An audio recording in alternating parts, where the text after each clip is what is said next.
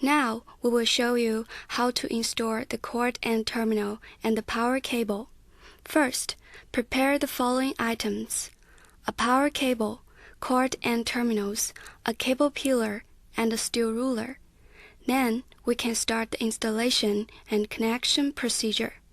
Step 1. Select and install the crimping metal die.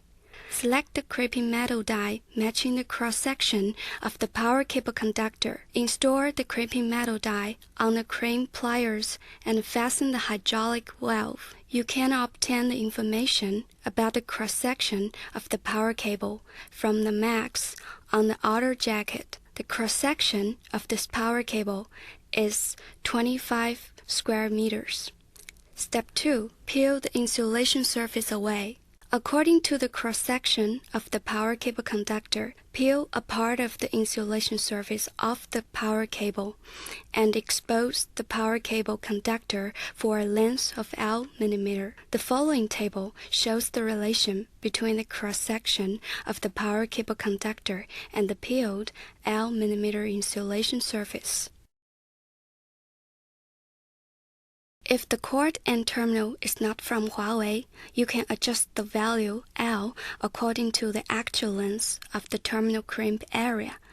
Make sure that after the cord and terminal is socketed, the power cable conductor exposed out of the cord and terminal for no longer than 1 mm. Once you are experienced with the peeling process, you can peel the insulation surface away by directly comparing the crimp area of the cord and terminal and the power cable. Be careful when you peel the power cable insulation surface. Do not scratch the metal conductor of the power cable. Step 3. Put the conductor into the cord and terminal. After the insulation surface of the power cable conductor is peeled off, put it into the cord and terminal. Make sure that the conductor and the cord and terminal surface are at the same level. Also, make sure that the conductor exposed out of the cord and terminal is no longer than 1 mm and that all the copper wire are put inside the cord and terminal. Step 4. Crimping. Place the socket, cord, and terminal into the crimp pliers. The surface should be at the same level with the crimping metal die. If you find obvious burrs, use the diagonal pliers to clear them.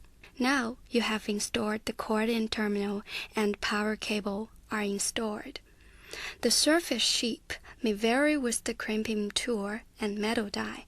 In practice, the crimping may differ with the used crimping tool and metal die.